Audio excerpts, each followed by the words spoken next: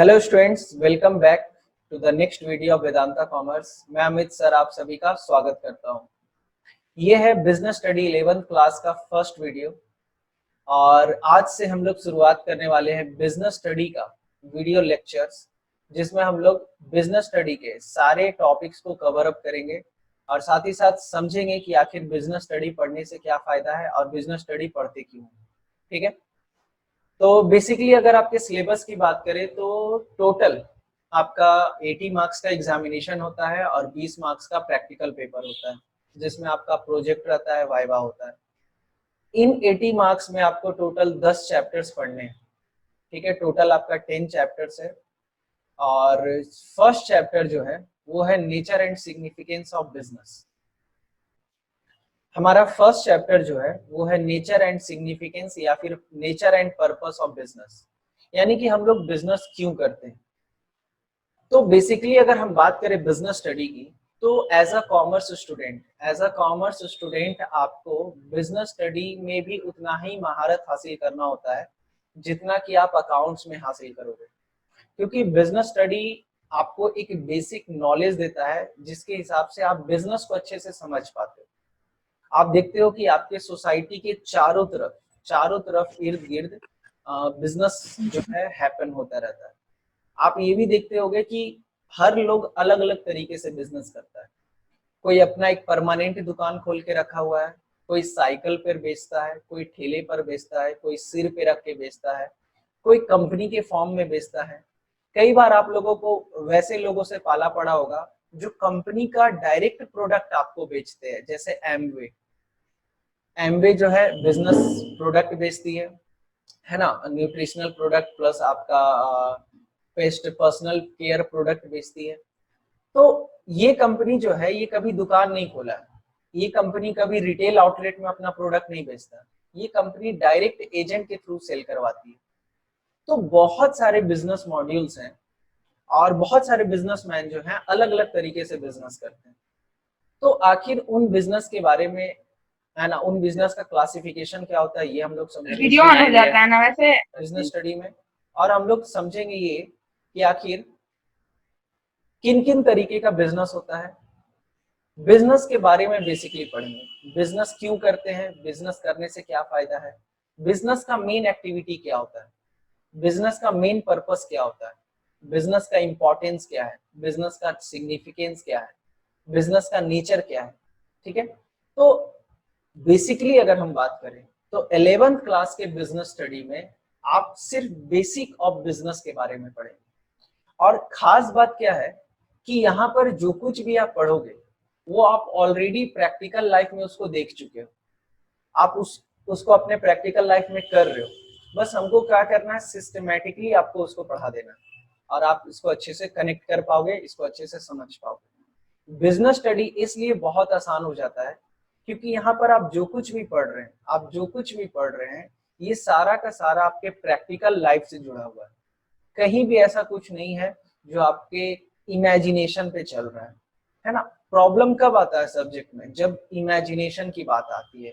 आपको जबरदस्ती का हाइपोथेटिकेट कराया जा रहा है कि ये इसमें ये मिलाएंगे तो ऐसे होगा। अब या तो तुम सोचो और मान लो और या तो तुम जाके प्रैक्टिकली करो। मगर यहाँ पर क्या होता है कि जो आप सोसाइटी में देख रहे हो, जो आप करते हो डे टू डे एक्टिविटीज में, उसी की बात यहाँ पर हमको करना, बस सिस्टमैटिक मैनर में करना। चूंकि पढ़ाई कर रहे हैं, चूंकि सिलेबस है, तो एक सिस्टम से चलेंगे। तो बहुत ही आसान पेपर होने वाला आपके लिए। और चलिए शुरू करते हैं फिर। चलो, तो ये है आपका सबसे पहला chapter, nature and purpose of business. अब देखिए, फर्स्ट चैप्टर की बात करें तो यहाँ पर हम लोग syllabus content and as per latest CBSE syllabus के हिसाब से देखें तो हम लोग क्या क्या पढ़ने वाले हैं। History of trade and commerce, trade क्या होता है, कॉमर्स क्या होता है और इसका हिस्ट्री जानेंगे। फिर उसके बाद बिजनेस कॉन्सेप्ट के बारे में बात करेंगे। फिर टाइप ऑफ ह्यूमन एक्टिविटीज, कि ह्यूमन एक्टिविटी कितने प्रकार का होता है, यानी कि ह्यूमन बीइंग कोई भी एक्टिविटी जो करता है वो कितने प्रकार का होता है। तो economic and non economic. Concept and characteristic of business के बारे में पढ़ेंगे। ऑब्जेक्टिव ऑफ बिजनेस के बारे में पढ़ेंगे। Role of profit in the business, कि आखिर ये प्रॉफिट आप जानते हो कोई भी बिजनेसमैन जब बिजनेस करता है तो प्रॉफिट मोटिव के लिए काम करता है। तो ये प्रॉफिट का है ना, प्रॉफिट का रोल क्या है ना, बिजनेस में प्रॉफिट का रोल क्या है? क्या सिर्फ प्रॉफिट करने के लिए बिजनेस किया जाता है क्या? तो ऐसा नहीं है। ठीक है, हम लोग समझेंगे कि हाँ, कि प्रॉफिट जो है बहुत इंपॉर्टेंट रोल प्ले करता है किसी भी बिजनेस में। अगर आप बिजनेसमैन हो और आपको प्रॉफिट नहीं हो रहा है तो आपका मजा ही नहीं रहेगा बिजनेस में। मगर सिर्फ एक प्रॉफिट करना ही मोटिव है। सिर्फ आप, जैसे आप जिंदा हैं, आप ह्यूमन बीइंग हैं, आप जिंदा हैं। कैसे जिंदा है? खाना खा के, खाना खाते हैं तो जिंदा है, नहीं खाइएगा तो मर जाइएगा। तो क्या सिर्फ खाने के लिए जिंदा है क्या? सिर्फ खाना ही एक मोटिव है कि और भी कुछ मोटिव है लाइफ का? नहीं सर, बहुत सारा मोटिव है। तो उसी तरीके से बिजनेस का सिर्फ प्रॉफिट एक मोटिव हो ये जरूरी नहीं है, बहुत सारा मोटिव है, उसके बारे में समझेंगे। फिर क्लासिफिकेशन ऑफ बिजनेस एक्टिविटी, इस चैप्टर में हम लोग बिजनेस एक्टिविटी को क्लासिफाई करेंगे इंडस्ट्री एंड कॉमर्स में। इंडस्ट्री के बारे में पढ़ेंगे, कॉमर्स के बारे में पढ़ेंगे, और बिजनेस से जुड़ा हुआ रिस्क के बारे में बात करेंगे। क्योंकि आपको पता है कि बिजनेस जो है, बिजनेस के साथ रिस्क एसोसिएटेड होता है। क्योंकि बिजनेस कौन करता है? जो भी बिजनेस करता है वो कहीं ना कहीं रिस्क लेता है। तो बिजनेस रिस्क क्या होता है और उसको कैसे रिड्यूस किया जा सकता है, ये सब हम लोग पढ़ेंगे, है ना। नेचर एंड कॉजेस के बारे में पढ़ेंगे। तो देखिए, दो सेक्शन में बांटा हुआ है first chapter, section 1 and section 2। Section 1 जो है वो थोड़ा सा हिस्ट्री वाला पोर्शन है। यहाँ पर हम लोग पास्ट में क्या होता था ये समझने, तो ये थोड़ा बोरिंग हो जाएगा अगर स्टार्टिंग में ही हिस्ट्री हम पढ़ाने लगे। तो सेक्शन 2 अभी हम लोग स्टार्ट करेंगे, और सेक्शन 2 में आपका जो करेंट सिनेरियो है उसके बारे में बात करेंगे। फिर उसके बाद सेक्शन 1, जब सेक्शन 2 कंप्लीट हो जाएगा तब सेक्शन 1 हम लोग स्टार्ट करेंगे। क्योंकि ये थोड़ा हिस्ट्री का पोर्शन है तो इस वजह से हम इसको अभी पेंडिंग में डाल रहे हैं, मगर पहले सेक्शन 2 पढ़ेंगे।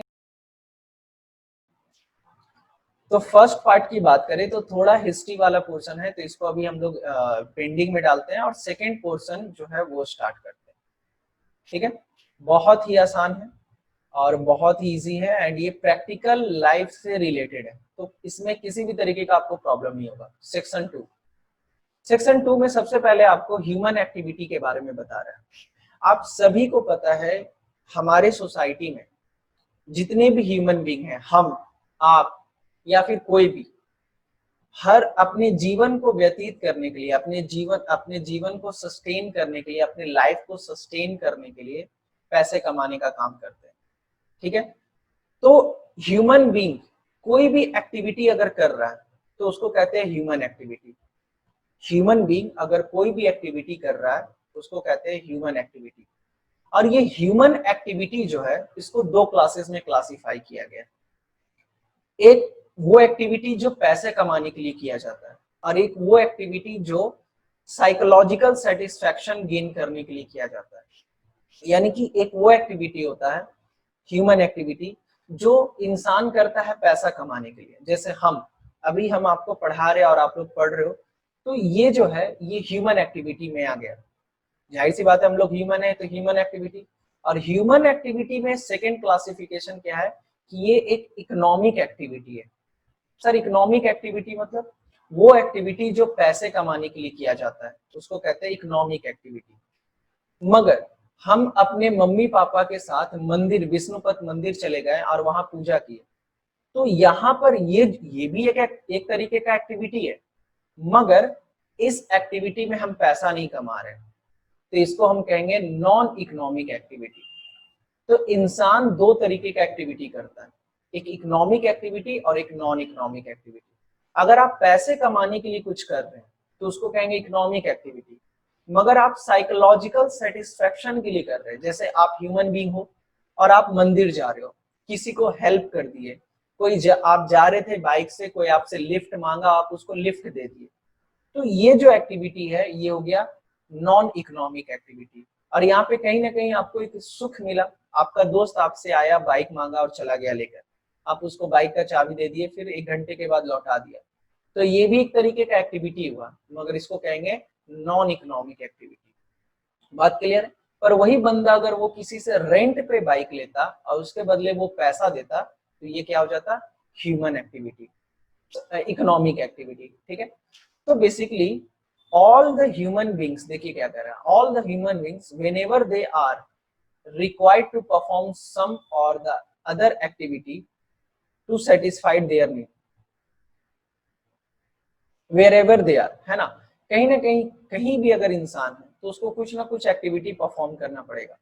दे pursue different occupation to earn a livelihood, और अलग अलग लोग अलग अलग तरीके का काम करते हैं, ठीक है। कोई सब्जी बेचता है, तो कोई फल बेचता है, तो कोई किराना का सामान बेचता है, कोई कपड़ा बेच रहा है, कोई एजुकेशन दे रहा है, to get some psychological satisfaction, है ना। और इंसान दो तरीके से काम करेगा, या तो पैसे कमाने के लिए कुछ करेगा, या तो साइकोलॉजिकल सेटिस्फेक्शन के लिए। Activities which human being undertake taken are known as human activity, है ना। और वो एक्टिविटी जो ह्यूमन बीइंग परफॉर्म करता है उसको क्या बोलते हैं, ह्यूमन एक्टिविटी। ये लाइन बाय लाइन अभी रीड कर दे रहे हैं कि आपको थोड़ा सा अंडरस्टैंडिंग आ जाए। Some of these activity are undertaken to earn money, but other are performed to derive personal satisfaction। फिर सेकेंड लाइन क्या कह रहा है कि कुछ एक्टिविटी जो है वो पैसे कमाने के लिए किया जाता है, मगर कुछ एक्टिविटी जो है वो पर्सनल सेटिस्फेक्शन के लिए। जैसे आपकी मम्मी आपको खाना खिलाती है, तो ये जो है ये हो गया नॉन इकोनॉमिक एक्टिविटी। कभी ऐसा हुआ है क्या कि आपकी मम्मी आपको खाना नाश्ता दी सुबह में और कही कि लाओ बेटा 50 रुपया नाश्ता का, ऐसा होता है? कभी नहीं। मगर वही आप मार्केट में ठेला पे नाश्ता किए या फिर कहीं भी नाश्ता कर लिए, पूरी कचौड़ी जलेबी, है ना, व्हाटएवर, थोड़ा सा रायता के साथ, मिर्च मसाला के साथ, तो उसको हम क्या कहेंगे, उसको कहेंगे इकोनॉमिक एक्टिविटी, क्योंकि आप खाना नाश्ता करने के बाद आप पैसा देते हो, है कि नहीं। तो on examination of human activity, जब आप ह्यूमन एक्टिविटी को देखते हैं, one can find that some of these activity produces direct economic benefit। तो कुछ एक्टिविटी ऐसा होता है जो डायरेक्ट इकोनॉमिक बेनिफिट यानी कि पैसे अर्न करने का जरिया होता है।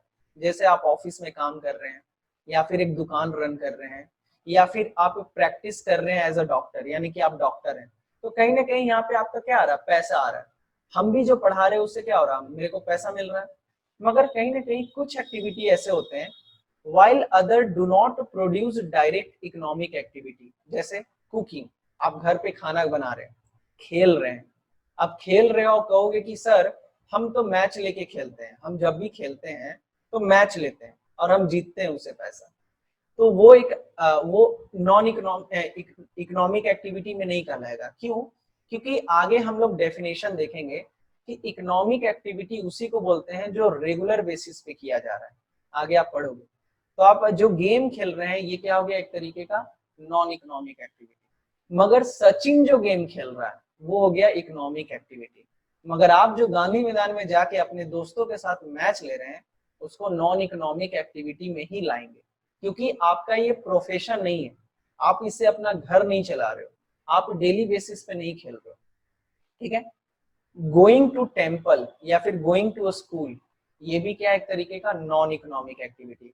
आप हमसे जो पढ़ रहे हो तो आप पैसा तो दे रहे हैं मगर आप कमा नहीं रहे यहाँ पे, तो आप जो एक्टिविटी कर रहे हैं इससे क्या हो रहा है, जैसे आप मुझे पैसा दे रहे हो तो मेरे लिए इकोनॉमिक एक्टिविटी हो गया ये, मगर आप पढ़ रहे हो तो यहाँ पे आप कोई पैसा नहीं कमा रहे हो, तो इस वजह से, मगर आपके साथ क्या हो रहा है कि आपका सेटिस्फेक्शन, आपका जो नीड है वो फुलफिल हो रहा है, तो ये क्या है, नॉन इकोनॉमिक एक्टिविटी। हम पढ़ा रहे हैं, मेरे को पैसा मिल रहा है, ये इकोनॉमिक एक्टिविटी, मगर आप पढ़ रहे हो और बदले में आप पैसा दे रहे हो तो ये आपके लिए क्या हो जाएगा, नॉन इकोनॉमिक एक्टिविटी, ठीक है। चलिए, तो ह्यूमन टाइप्स जो है वो ह्यूमन एक्टिविटीज को दो क्लासेस में क्लासिफाई किया गया है। ह्यूमन एक्टिविटी में economic activity and non economic activity. तो सबसे पहले इकोनॉमिक एक्टिविटी का डेफिनेशन दिया, तो आपको अब एकदम क्लियर है कि एक्टिविटीज जो हम पैसे के लिए करते हैं उसको कहते हैं इकोनॉमिक एक्टिविटी, और वो एक्टिविटी जो साइकोलॉजिकल सेटिस्फेक्शन के लिए करते हैं, जहाँ पे पैसा इन्वॉल्व नहीं होता है, जहाँ पर म्यूचुअल हेल्प होता है, उसको कहते हैं नॉन इकोनॉमिक एक्टिविटी। तो activities which are undertaken by people with the objective of earning money is known as economic activity, है ना। These activity are concerned with, अच्छा इसमें होता क्या है, exchange and distribution of goods and services. आप या तो गुड्स एंड सर्विसेज का लेन देन करेंगे। The purpose of activity should be exception of money which is used for the purpose of used for further creation of wealth or assets, है ना। और मेन पर्पस क्या होता है कि वेल्थ क्रिएट करें, हम अपने ऑर्गेनाइजेशन के लिए, अपने बिजनेस के लिए वेल्थ यानी कि संपत्ति क्रिएट करें, या फिर अपने बिजनेस के लिए एसेट्स क्रिएट करें। क्योंकि अकाउंट्स पढ़े तो आपको पता है कि एसेट्स क्या होता है। जैसे एग्जांपल में कह रहा है production of goods in a factory economic activity है, distribution of goods by a wholesaler to retailer, wholesaler retailer को बेच रहा है, रिटेलर कंज्यूमर को बेच रहा है। आप फैक्ट्री में काम कर रहे हैं, आप डॉक्टर के तौर पे काम कर रहे हैं, या फिर आप लॉयर हैं, या फिर आप working as a teacher in a school, तो ये सब क्या हो जाएगा, आपका इकोनॉमिक एक्टिविटी में आ जाएगा, क्योंकि बदले में टीचर को क्या मिलता है, पैसा मिलता है। अब इकोनॉमिक एक्टिविटी को 3 क्लासेस में क्लासिफाई किया गया, टाइप्स ऑफ इकोनॉमिक एक्टिविटी, है ना। यानी ह्यूमन एक्टिविटी का 2 क्लासिफिकेशन है, इकोनॉमिक एंड नॉन इकोनॉमिक, और इकोनॉमिक एक्टिविटी का 3 क्लासिफिकेशन है। आप जब अपनी लाइफ में देखोगे, बाहर घर से बाहर निकलते हो तो देखते हो लोग जो है वो 3 तरीके से पैसा कमा रहे हैं। लोग जो है वो 3 तरीके से पैसा कमा रहे हैं, या तो वो बिजनेस कर रहे हैं, या तो वो प्रोफेशन में है, और या तो जॉब कर रहे हैं, है ना। बिजनेस मतलब अपना दुकान खोल लिए, है ना, अपना फैक्ट्री खोल लिए, अपने पैर पे खड़े हैं, सेल्फ डिपेंडेंट है, उसको कहेंगे बिजनेस। बिजनेस के बारे में आपको अच्छे से पता है। प्रोफेशन किसको बोलते हैं बाबू, ये वो सेक्टर है जहां पर नॉलेज का रिक्वायरमेंट होता है, जहां पर आपको डिग्री का रिक्वायरमेंट होता है, जहां पर आपको एक्सपर्टीज का रिक्वायरमेंट होता है। जैसे डॉक्टर, सब कोई डॉक्टर नहीं बन सकता है, जो मेडिकल काउंसिल ऑफ इंडिया का एग्जाम क्वालिफाई करेगा वो डॉक्टर बनेगा। जो लॉयर, लॉयर कौन होता है, जो बार काउंसिल ऑफ इंडिया का एग्जाम क्वालिफाई करता है, जो वकालत का पढ़ाई करता है। चार्टेड अकाउंटेंट वो कौन होता है, जो आईसीएआई का एग्जाम क्वालिफाई करता है। Institute of chartered accountant of India एक संस्था है जो कि सीए का एग्जाम लेती है, और अगर आप क्वालिफाई कर गए तो आप सीए बन गए। तो सीए, डॉक्टर, टीचर, ये सब जो है ये प्रोफेशन में आता है। यहाँ पर आपको पैसा कमाने के लिए आपको नॉलेज का रिक्वायरमेंट है, डिग्री का रिक्वायरमेंट है ना, क्वालिफिकेशंस का रिक्वायरमेंट है, एक्सपर्टीज का रिक्वायरमेंट है ना, एक्सपीरियंस का रिक्वायरमेंट है। और तीसरा क्या है, एम्प्लॉयमेंट। एम्प्लॉयमेंट मतलब आप किसी कंपनी में काम कर रहे हो, है ना। एम्प्लॉयमेंट मतलब क्या, नौकरी। नौकरी मतलब कहीं नौकर बने हुए, बात समझ में आया। अब किसी भी लेवल पे आप नौकर हो, चाहे आप मैनेजर हैं, चाहे आप डिप्टी मैनेजर हैं, चाहे कुछ भी है, आप किसी कंपनी में अगर आप काम कर रहे हैं तो वो हो जाएगा एम्प्लॉयमेंट। तो अब यहाँ पे बात आता है, सर अगर मेरी कंपनी है, मान लो एक मेरा कंपनी है, ठीक है, हम उस कंपनी के मालिक हैं और मेरे अंडर में 50 इंप्लॉय काम कर रहे हैं, मेरे फैक्ट्री में 50 इंप्लॉय काम कर रहे हैं, तो वो जो इंप्लॉय कमा रहा है उसको कहेंगे एम्प्लॉयमेंट के थ्रू वो कमा रहा है। क्योंकि एम्प्लॉयमेंट में क्या होता है, एक टर्म्स एंड कंडीशन साइन होता है। वो मेरे अंडर में आ रहा है काम करने, हम उसको बोले बाबू तुमको पर डे 10 घंटा काम करना है, और आपको सुबह 9 बजे आना है और इतने बजे जाना है, आपको इतना काम करना पड़ेगा, ये काम करना पड़ेगा, डेली आना पड़ेगा।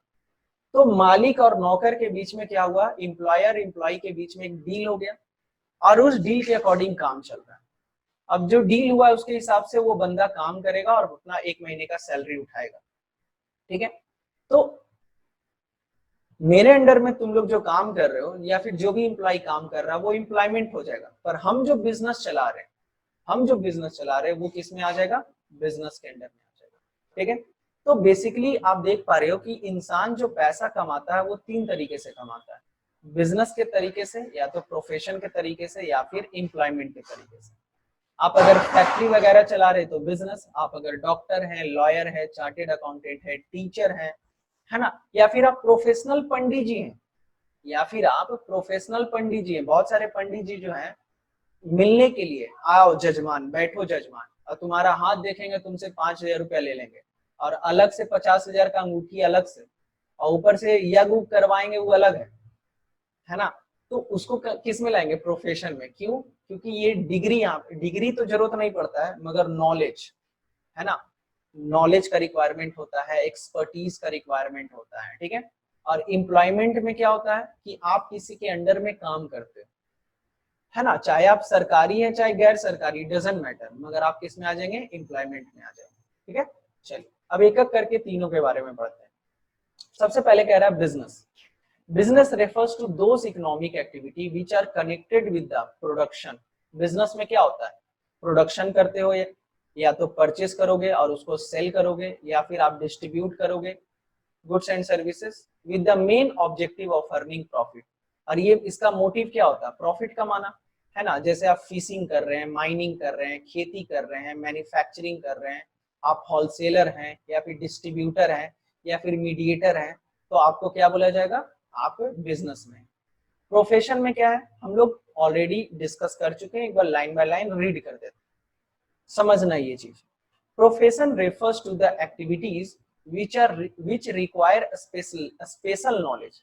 वो एक्टिविटी जहां पर क्या चाहिए, special knowledge and skill to be applied by individual in his work to earn living. Knowledge skill जो कि लगाना पड़ता है ताकि आप पैसा कमा पाए। These activity are subject to guideline और code of conduct laid down by the professional bodies। अब देखिए यहाँ पर एक नया वर्ड आपको मिल रहा है, प्रोफेशनल बॉडी। ये क्या होता है आपको हम बताए हैं। अगर आपको सीए बनना है, अगर आपको सीए बनना है तो आपके लिए ICAI ये एग्जाम कंडक्ट करता है और यही आपको डिग्री देता है।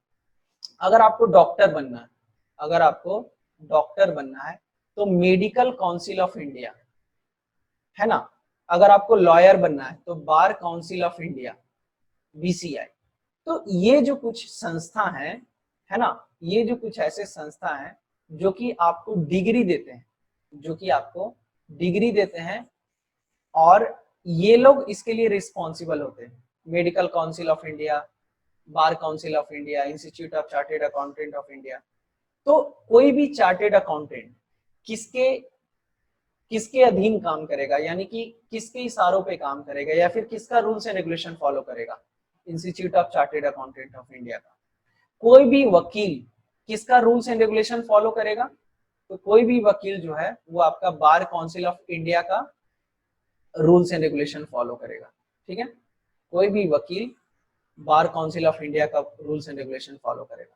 कोई भी doctor medical council of India का रूल्स एंड रेगुलेशन फॉलो करेगा। तो आपको समझ में आ रहा है कि प्रोफेशनल बॉडी होता है और वो डिसाइड करता है कि डॉक्टर कैसे काम करेगा, वकील कैसे काम करेगा और चार्टेड अकाउंटेंट कैसे काम करेगा। The people who are engaged in profession is known as professional. जो प्रोफेशन में इंगेज होते हैं, जैसे टीचर, ये भी एक तरीके का प्रोफेशन है ना। इसके लिए आपका क्या बोलते हैं उसको, बीएड का डिग्री आपके लिए आपके पास होना चाहिए, है ना। तो कहीं ना कहीं कुछ प्रोफेशनल एसोसिएशंस होते हैं हर जगह। जैसे यहाँ पर देखो क्या कह रहा है, lawyer are professional engaged in legal profession governed by Bar Council of India. Lawyer को कौन गवर्न करता है, Bar Council of India. Doctor are professional who are governed by medical, है ना, मेडिकल काउंसिल ऑफ इंडिया। ये किसके द्वारा guide किए जाते हैं, मेडिकल काउंसिल ऑफ इंडिया। तो आई होप कि आपको समझ में आ गया होगा कि ये प्रोफेशन क्या है ना। थर्ड पॉइंट है आपका एम्प्लॉयमेंट। एम्प्लॉयमेंट क्या होता है, एम्प्लॉयमेंट वो सेक्टर है, वो पैसे कमाने का जरिया है जहां पर आप अपने दो लोग होते हैं, एम्प्लॉयर और एम्प्लॉय। अगर आप काम कर रहे हो तो आप हो गए एम्प्लॉय, और आप मेरे अंडर में काम कर रहे हो तो हम हो गए एम्प्लॉयर। तो एम्प्लॉयर और एम्प्लॉय के बीच में एक कॉन्ट्रैक्ट होता है, कितना घंटा काम करना है, क्या काम करना है, कब छुट्टी मिलेगा, कब छुट्टी नहीं मिलेगा, और कितना सैलरी मिलेगा, और उसके हिसाब से काम किया जाता है, ठीक है। तो employment refers to an activity in which individual work regularly. एक इंडिविजुअल मतलब क्या, इंसान, ह्यूमन बीइंग, जो क्या करता है, रेगुलरली वर्क करता है फॉर अनदर पर्सन, दूसरे के लिए, एंड उसके बदले उस बंदे को क्या मिलता है, रेन्यूमरेशन, है ना, get remunerated in return. Get remunerated in return कहने का मतलब बदले में उसको क्या मिलता है, सैलरी मिलता है। Those who are employed by other are known as employees. जो बंदा दूसरे के द्वारा जॉब लेता है उसको कहते हैं employee. The person who engage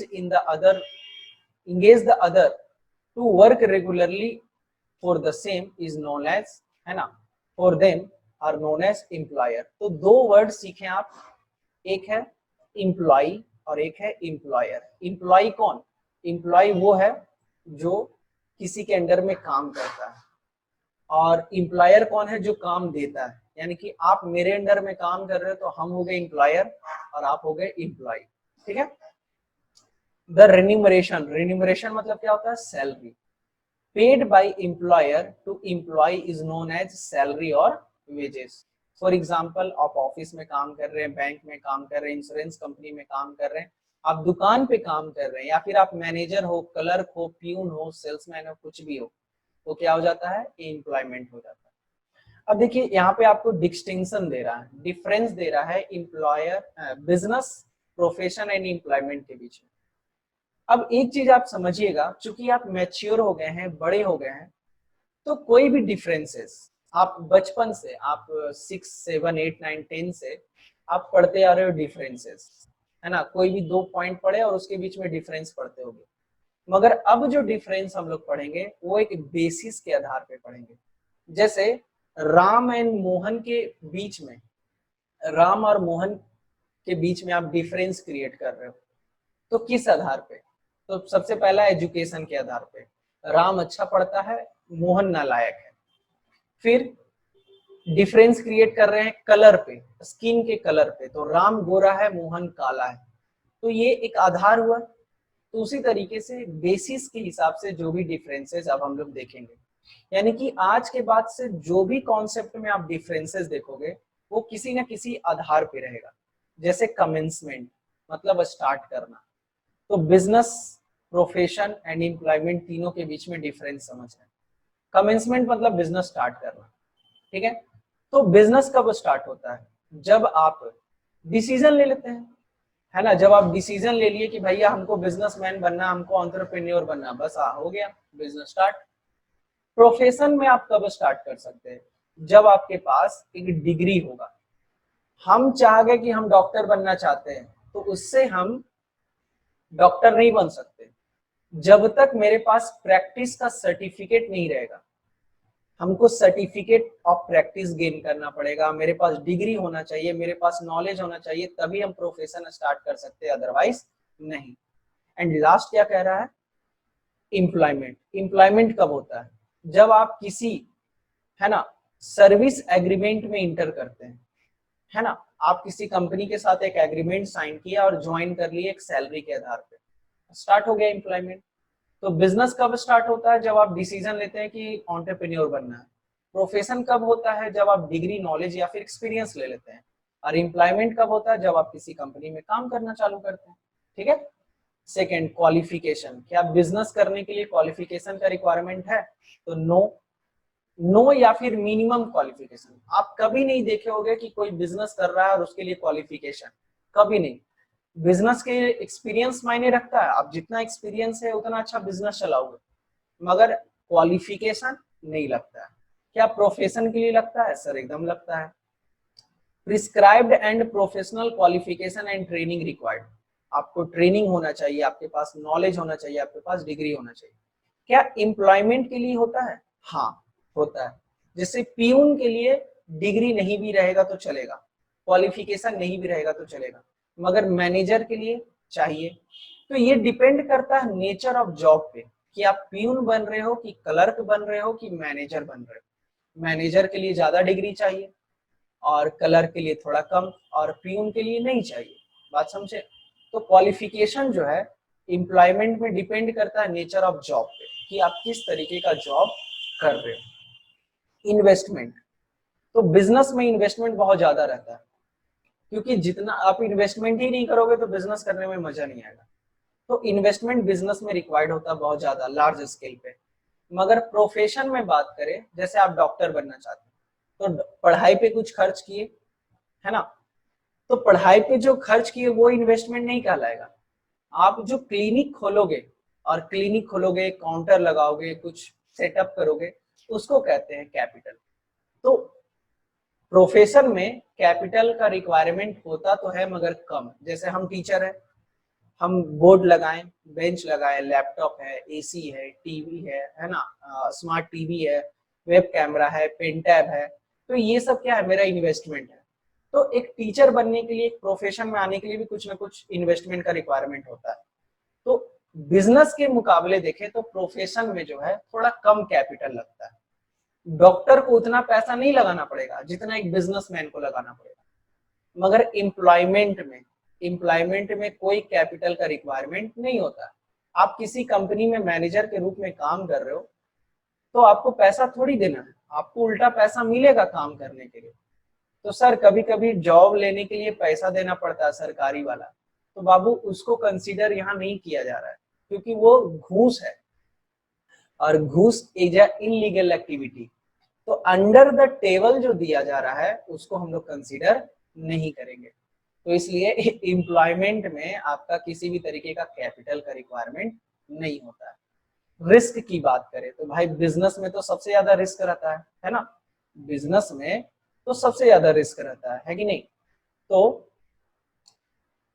there is always risk. Profession में रिस्क तो रहता है मगर थोड़ा कम रहता है, लिटिल रिस्क। मगर एम्प्लॉयमेंट में नो रिस्क। क्यों? क्योंकि भाई प्रॉफिट हो चाहे लॉस हो, सैलरी तो मिलेगा ही मिलेगा, है कि नहीं। तो एम्प्लॉयमेंट में कम रिस्क रहता है, प्रोफेशन में ज्यादा, थोड़ा ज्यादा एम्प्लॉयमेंट के मुकाबले, मगर बिजनेस में सबसे ज्यादा रिस्क रहता है। Transfer of interest. Transfer of interest कहने का मतलब होता है कि क्या आप ये चीज अपने बेटे को ट्रांसफर कर सकते हैं, क्या आप अपने फैमिली को ट्रांसफर कर सकते हैं। तो देखो बिजनेस के केस में हाँ, मेरा बिजनेस है, हम नहीं करना चाहते हैं, हम अपने बेटे के नाम पे ट्रांसफर कर दिए, छोटा सा लीगल फॉर्मेलिटीज, एक पेपर लाए, पेपर पे साइन किए, काम हो गया। तो transfer of interest is possible with some formalities. हम एक फॉर्मेलिटी फुलफिल किए और उससे हम अपना जो हिस्सा है अपने बेटे को ट्रांसफर कर दिए या फिर किसी को भी ट्रांसफर कर दिए। मगर डॉक्टर का डिग्री मेरे पास है, क्या हम अपने बेटे को ट्रांसफर कर सकते हैं? क्या हम एक डॉक्टर थे और हम बहुत अच्छा सर्विसेज दिए, अब मेरा बेटा चलाना चाहता है, क्या वो चला सकता है? नहीं चला सकता। क्यों? क्योंकि उसके पास वो डिग्री नहीं है। अगर डिग्री है तो वो अपने नाम पे चलाएगा, मगर मेरे नाम पे नहीं चलाएगा। तो प्रोफेशन में जो है transfer of interest is not possible, आप ट्रांसफर नहीं कर सकते। और जॉब में भी ट्रांसफर नहीं कर सकते। हम मैनेजर थे, हम रिटायर कर रहे हैं तो मेरा बेटा मैनेजर बन जाएगा, क्या जरूरी है? हम SBI बैंक में मैनेजर थे, हम रिटायर कर रहे हैं तो मेरा बेटा मैनेजर बनेगा? नहीं ना। सर ऐसा तो होता है कि कभी कभी डेथ हो जाता है तो उसके परिवार को मिलता है, तो वो अलग चीज है, वो अलग चीज है। मगर वहां पर उस बंदे का क्वालिफिकेशन भी देखा जाता है और उसके क्वालिफिकेशन के हिसाब से उसको जॉब दिया जाता है। वो तो एक सिक्योरिटी हो गया, ठीक है। मेन ऑब्जेक्टिव प्रॉफिट अर्न करना, है ना। बिजनेस का मेन ऑब्जेक्टिव क्या होता है? प्रॉफिट अर्न करना। यहाँ पर प्रोफेशन में सर्विस देना, जैसे हम क्या दे रहे हैं? सर्विस दे रहे हैं। डॉक्टर क्या देता है? सर्विस देता है। एंड एम्प्लॉयमेंट में क्या होता है? सैलरी लेना, है ना। एम्प्लॉयमेंट में क्या होता है? सैलरी लेना, ठीक है।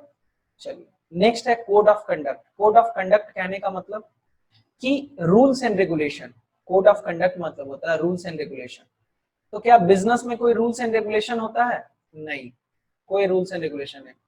मेरा बिजनेस हम अपने तरीके से चला रहे हैं, हम 10% मार्जिन रखे या फिर 50% रखे, हम सस्ता बेचे चाहे महंगा बेचे, हम उधार बेचे चाहे नहीं बेचे, है ना। लोगों का अपना अपना पॉलिसी होता है। मगर प्रोफेशन की बात करें तो एक कोड ऑफ कंडक्ट होता है, जो कि कौन डिसाइड करता है? Professional association. जैसे चार्टेड अकाउंटेंट के लिए institute of chartered accountant of India, जैसे लॉयर के लिए मेडिकल काउंसिल ऑफ इंडिया, जैसे डॉक्टर के लिए बार काउंसिल ऑफ इंडिया। ये क्या है? प्रोफेशनल एसोसिएशन, सॉरी, डॉक्टर के लिए medical council of India, lawyer के लिए बार काउंसिल ऑफ इंडिया। तो ये सब क्या है? प्रोफेशनल एसोसिएशन है जो डिसाइड करता है कि वकील क्या करेगा, डॉक्टर क्या करेगा, चार्टेड अकाउंटेंट क्या करेगा।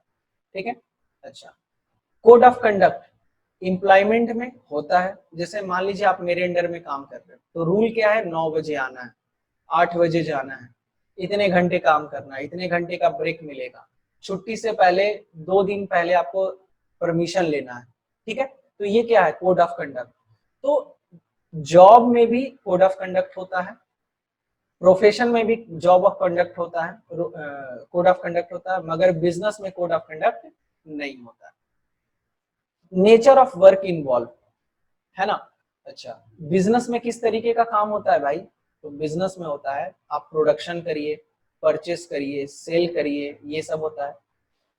प्रोफेशन में क्या होता है, इट इन्वॉल्व्स रेंडरिंग सर्विसेज, है ना। हम लोग क्या पर्सनलाइज्ड सर्विस देते हैं। जैसे आपको बिजनेस स्टडी पढ़ना है तो हम पढ़ा रहे हैं, आपको अकाउंट्स पढ़ना है तो पढ़ा रहे हैं, मगर आपको अगर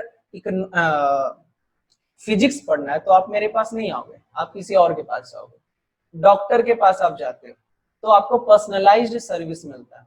ऐसा नहीं है कि आपको सिर में दर्द है तो आपका पेट का ऑपरेशन कर रहा है, आपके सिर में दर्द है तो सिर का हिसाब किताब लगाएगा, आपके पेट में दर्द है तो पेट का हिसाब किताब लगाएगा। ठीक है, तो पर्सनलाइज्ड सर्विसेज को बोलते हैं। और एम्प्लॉयमेंट में क्या होता है, it involves performing the work assigned by the employer. और यहाँ पे क्या होता है एम्प्लॉयमेंट में, तो आप वो काम करते हैं जो आपका बॉस आपको देता है। रिवॉर्ड, रिवॉर्ड मतलब बिजनेस करने के बदले क्या मिलता है आपको, तो सर बिजनेस करने के बदले क्या मिलता है, प्रॉफिट मिलता है। आप किसी डॉक्टर के पास जाते हैं तो क्या बोलते हो, ये लीजिए अपना प्रॉफिट, या फिर हमको आप जो पैसा देते हैं आप क्या देते हैं, ये लीजिए अपना प्रॉफिट, कि आप क्या देते हो, मुझे फी देते हो। तो चीज वही है, नाम अलग है, मतलब है ना, रिश्ता वही सोच नहीं। सुने ना, स्टार प्लस, रिश्ता वही सोच नहीं, है ना।